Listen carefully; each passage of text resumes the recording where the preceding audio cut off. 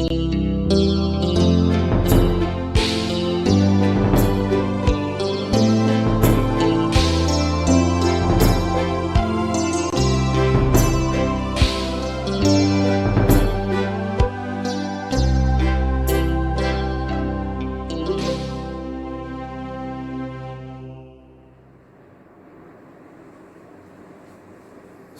pagi, kita bertemu kembali di acara Morning Call Departemen Parkes GPIB. Saya, Pendeta Emeritus MF Manhutu, akan melayani Morning Call pagi ini. Mari berdoa. Terima kasih Tuhan Yesus untuk hari yang baru yang Tuhan anugerahkan kepada kami.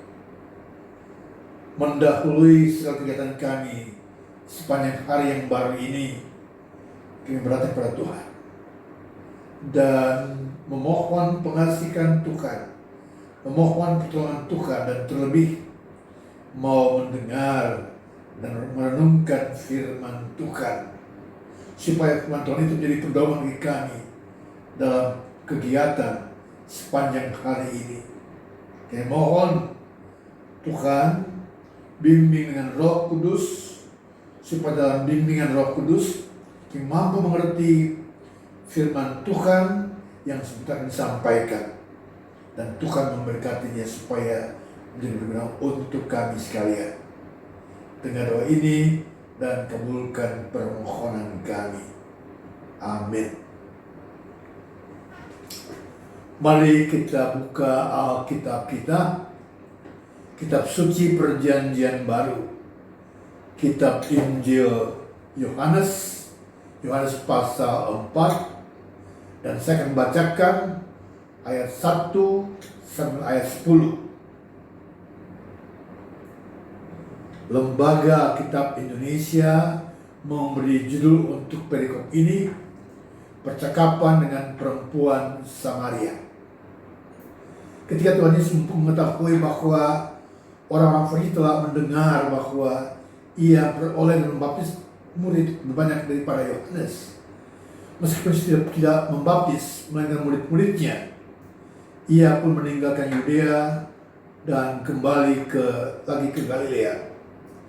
Ia harus melintas daerah Samaria. Maka sampailah ia ke sebuah kota di Samaria yang bernama Sikar, dekat tanah yang diberikan Yakub dulu kepada anaknya Yusuf. Situ terdapat sumur Yakub. Yusuf letih oleh perjalanan. Karena itu ia duduk di pinggir sumur itu hari kira-kira pukul 12. Maka datanglah seorang perempuan Samaria hendak menimbali. Kata kepadanya, "Berilah aku minum, sebab murid-muridnya telah pergi ke kota membeli makanan." Maka perempuan Samaria itu kepadanya, "Masakan engkau seorang Yahudi minta minum kepadaku seorang Samaria?" Sebab orang Samaria tidak bergaul dengan orang Yahudi, tidak bergaul dengan orang Samaria. Jawab Yesus kepadanya, "Jikalau engkau tahu tentang karunia Allah dan siapakah dia yang berkata kepadamu, 'Bila aku minum,' niscaya engkau telah meminta kepadanya, dan ia telah berikan kepadamu air hidup." Demikian pembacaan Alkitab. Saudara-saudara, kitab di Yohanes yang dikatakan tadi mengatakan bahwa di kota kecil yang bernama Sikar, di daerah Samaria, di pinggir sumur Yakub, Yesus berjumpa dengan seorang perempuan Samaria yang datang ke sumur itu untuk mengambil air. Karena sangat haus, Yesus meminta dari perempuan Samaria itu untuk memberi kepadanya air untuk diminum. Yesus berkata kepada perempuan Samaria itu, "Berilah aku minum." Karena Yesus adalah orang Yahudi, maka perempuan Samaria itu berkata Yesus, "Masakan engkau seorang Yahudi minta minum kepadaku, seorang Samaria?" Sebab orang Yahudi tidak bergaul dan tidak akan mau bergaul dengan orang Samaria.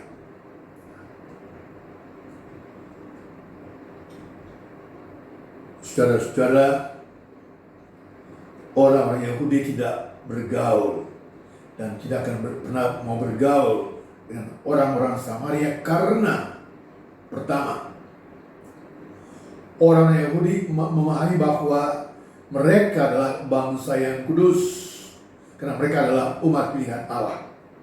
Sedangkan orang-orang Samaria bukan bangsa yang kudus karena orang-orang Samaria mereka bukan umat pilihan Allah.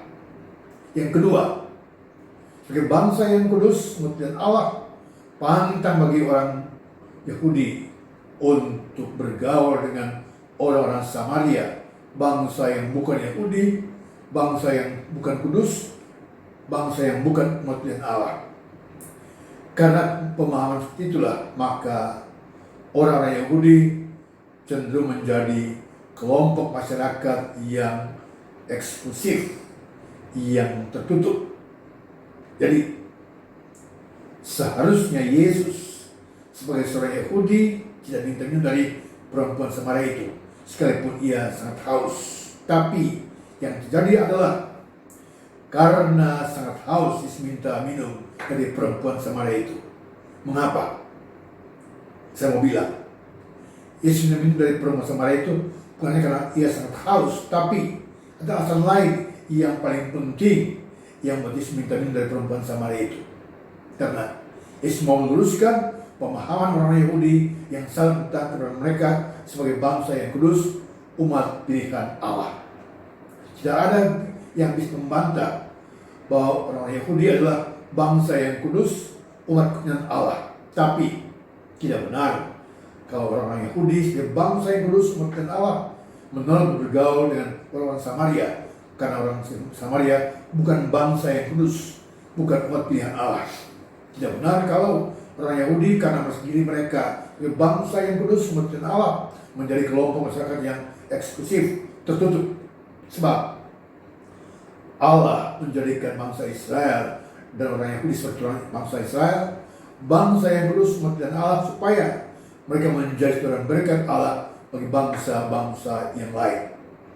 Allah menjadikan bangsa Israel, orang Yahudi, bangsa Israel, bangsa yang kudus, umat pilihan Allah, supaya mereka menjadi terang yang membimbing bangsa-bangsa yang lain percaya kepada Allah dan sudah persekutuan yang akrab dengan Allah.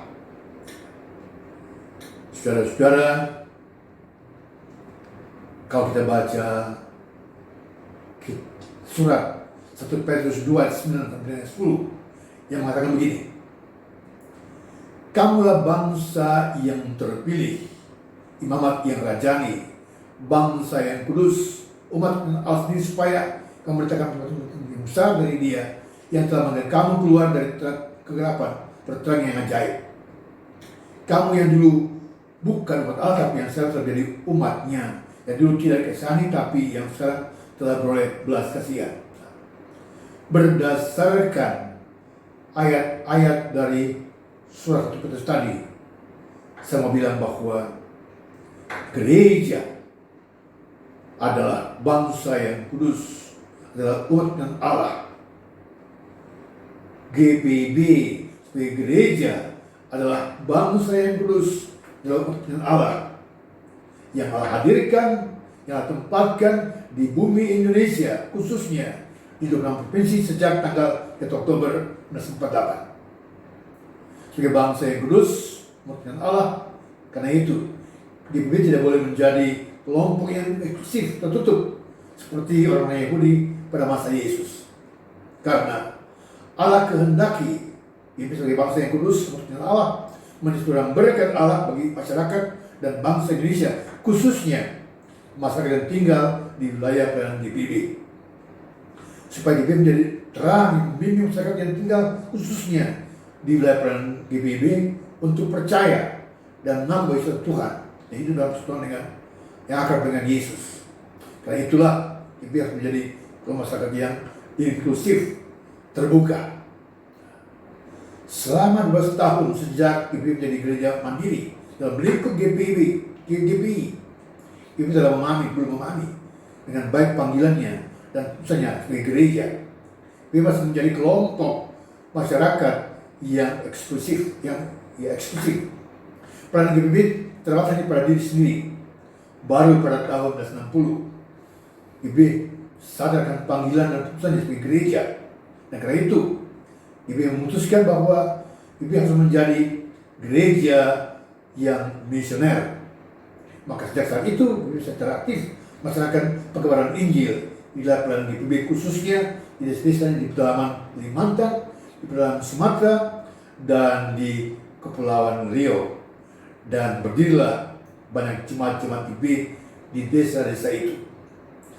Karena GPI memahami bahwa tugas GPI sebagai gereja bukan mengkristiankan dunia, tapi dari saksi Kristus, dan pada dunia, maka pola Injil yang digunakan adalah memberitakan Yesus melalui pelayanan kasih pada masyarakat, khususnya yang tinggal di lapangan GPI. Karena itu, GPI kemudian menggantikan sebutan kebenaran Injil dengan sebutan pelayanan kesaksian, Pelkes. Maka melalui khotbah ini di bulan Pelkes ini, saya mengajak warga GPI, baik yang presbiter maupun yang non-presbiter, untuk kita tingkatkan dan mantapkan peran serta kita dalam menunjang pelayanan kesaksian gereja GPI, supaya lewat pelayanan kesaksian GPI, dunia percaya dan mengaku bahwa Yesus adalah Tuhan dan penyelamat dunia. Tuhan Yesus memberkati. Mari berdoa. Bapa di sorga, kami sudah mendengar firman Tuhan lewat hamba-Mu. Berkenan Bapa menyempurnakannya dan memberkati, supaya firman Tuhan menjadi pedoman yang berguna bagi kami sekalian, para GPI, untuk menapaki hari-hari hidup kami, untuk terlibat dalam kegiatan pelayanan gereja. Tolong kami Tuhan, khususnya dalam bulan Pelkes ini, kami berdoa bagi jemaat-jemaat di pos Pelkes. Tuhan tolong mereka, supaya lewat kehadiran mereka, lewat pelayanan kesaksian mereka, mereka membimbing masyarakat sekitar untuk percaya dan mengaku Yesus adalah Tuhan. Dan tolong para pendeta, para penatua diaken yang melayani di pos-pos Pelkes itu. Demikian juga mereka yang selalu menopang kegiatan Pelkes GPI, Tuhan memberkati mereka. Dan kami sekalian, para GPI, supaya kami juga ambil bagian, berperan aktif menopang kegiatan Pelkes GPI ini. Tuhan Allah beri kami tubuh yang sehat, beri kami tubuh yang kuat, dan sertai kami sepanjang hari ini dan kami, dan berkati kami dengan curahan berkat melimpah. Dengar doa ini dan kabulkan permohonan kami dalam nama Tuhan Yesus. Demikianlah Bapak dan Ibu, acara Morning Call di pagi ini. Selamat beraktivitas di sepanjang hari ini. Tuhan memberkati dan sampai bertemu di Morning Call berikut.